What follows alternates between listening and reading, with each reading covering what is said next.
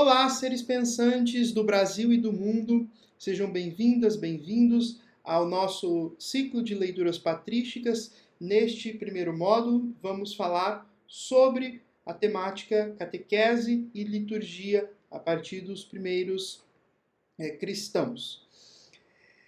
O que é o projeto de leituras patrísticas?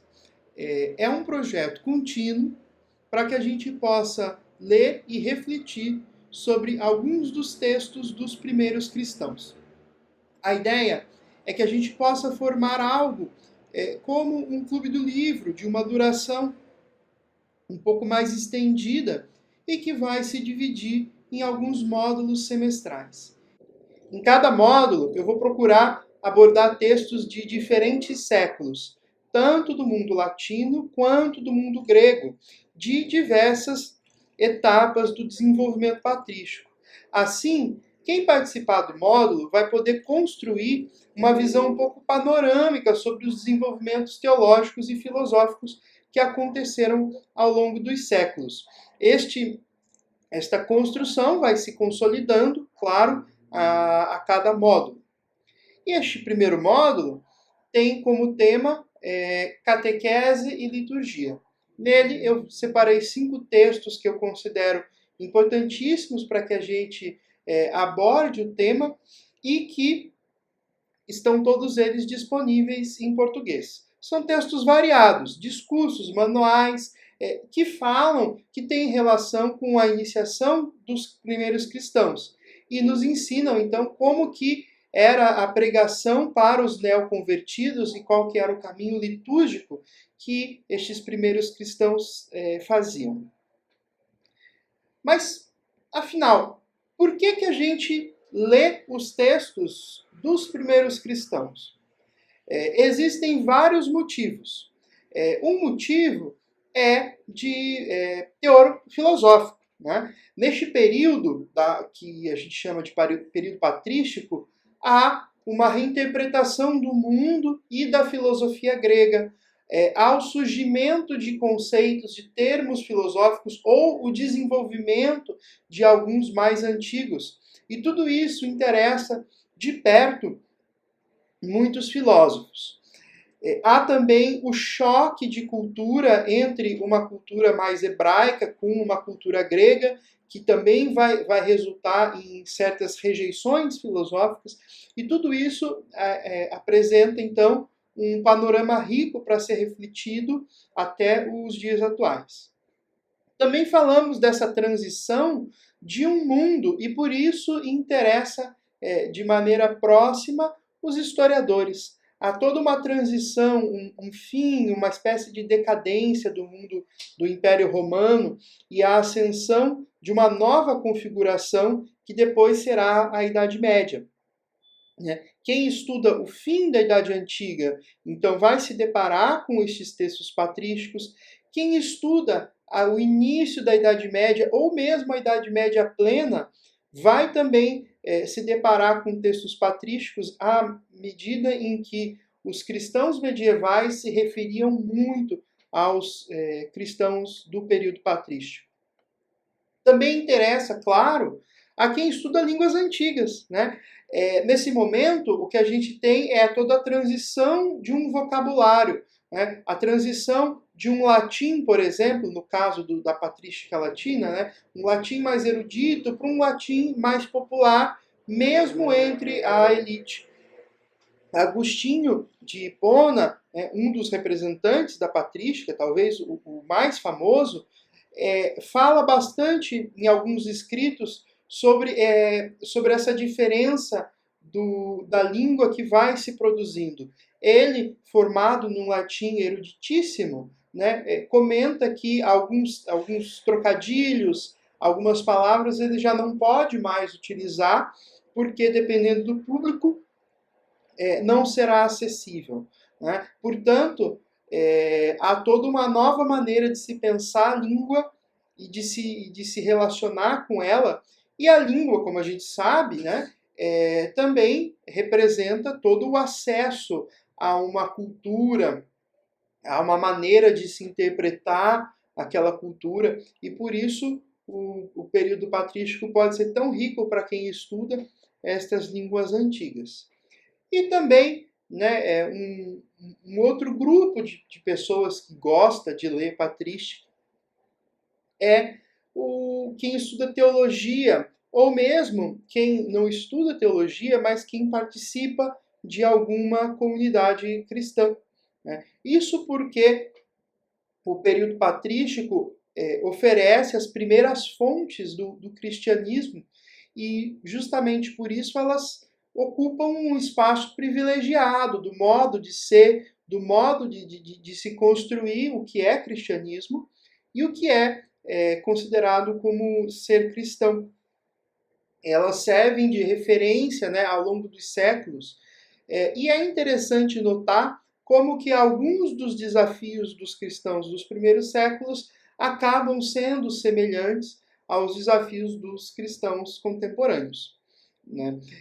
Eu acredito que um dado muito importante quando a gente fala no desenvolvimento da patrística é que há o desenvolvimento teológico e, especialmente, as pessoas que não conhecem tanto essa história do desenvolvimento teológico, pensam e compreendem o cristianismo, né, como uma grande pedra, para usar uma palavra mais chique, um monólito, né?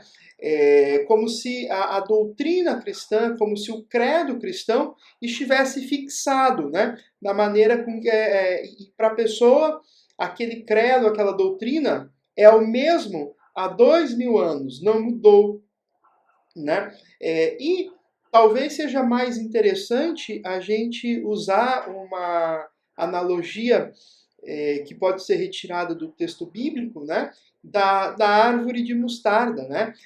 Talvez o desenvolvimento do cristianismo e da compreensão que se tem de cristianismo, né, é mais semelhante a uma árvore de mostarda, que não para de crescer e que, apesar de uma semente pequena, vai aos poucos se desenvolvendo e se transformando, né? Aquilo que os cristãos recebem, né, hoje como uma espécie de doutrina, como um dogma, ele surge dentro de determinados contextos, a partir de certas observações, e por isso ele se modificou ao longo do tempo, né? Justamente por essa condição tão essencial ao cristianismo, e que às vezes é esquecida, né? A história acaba sendo um modelo didático para que o cristão compreenda, né, teologicamente aquilo que, segundo a sua fé, vai ser considerado essencial ou então circunstancial. Certos modos de agir, certos modos de fazer, né, podem ser considerados mais essenciais ou menos essenciais, né? Dou-lhes um exemplo, né? Nós aqui estudando textos sobre liturgia patrística, né? Nós perceberemos que existem certos elementos comuns em todos os textos e perceberemos que alguns elementos que hoje são dados nas liturgias cristãs, sejam elas católicas ou ortodoxas, ou mesmo nas liturgias das igrejas protestantes históricas, né, alguns desses elementos estão faltando em relação ao período patrístico, né? Isso nos ajuda a entender, né, quais são os elementos mais essenciais desta liturgia cristã e quais são mais passíveis e mais possíveis de se estabelecer mudanças, de estabelecer transições, conforme as circunstâncias e as necessidades do tempo. Pois bem, uma outra pergunta que eu acho importante esclarecermos já no começo, né, deste curso é qual é a metodologia e o objetivo que nós vamos traçar aqui neste módulo das leituras patrísticas e ao longo de todos os ciclos que fizermos, né? Em primeiro lugar, eu gostaria de oferecer para vocês um guia de leitura das obras selecionadas, apresentando os pontos principais de cada obra, né, facilitando a leitura, especialmente para aqueles que têm pouca familiaridade com a leitura de textos antigos. Em segundo lugar, eu procuro oferecer uma leitura que possa contribuir com a própria reflexão de vida, né? Como que nós podemos hoje entender e refletir a nossa própria vida, o nosso cotidiano, né? De alguma maneira cumprindo, então, esse objetivo do próprio autor, que é fazer refletir, fazer pensar sobre a própria vida. Como vocês vão percebendo ao longo dos encontros, né, esse tipo de leitura pessoal não se trata, né, propriamente de apontar regra para as outras pessoas cumprirem, né, e nem fazer aqui algum tipo de proselitismo de cunho religioso. Não se trata isso, né? Se trata de oferecer pistas, oferecer perguntas, traduzir do mundo antigo as perguntas e os dilemas patrísticos para o mundo contemporâneo, né? Para que cada um possa refletir sobre a própria vida e dar a resposta pessoal, a sua própria resposta diante dos conflitos, dos desejos que você mesmo, você mesma vão enfrentar, né? Então, não se trata propriamente de fazer uma atualização rígida, mas de fazermos uma leitura aberta, uma leitura em que a nossa vida caiba também no texto, para que ela possa dialogar com o texto. Eu também procurarei ser claro nesta sinalização, indicando o que propriamente está no texto e o que pode ser refletido a partir deste texto. Desta maneira, eu acredito que eu influencie menos na leitura propriamente dita, na leitura mais estrita do texto, especialmente para aqueles que estão fazendo o curso e querem ter uma leitura mais especializada, né, a partir de um filósofo.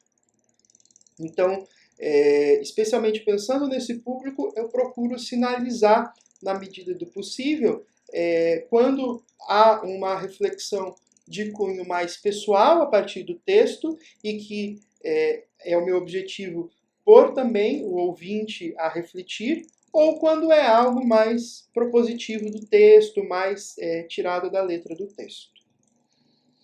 Nos vemos no nosso próximo vídeo com nossa primeira leitura da Didaqué. Até daqui a pouco.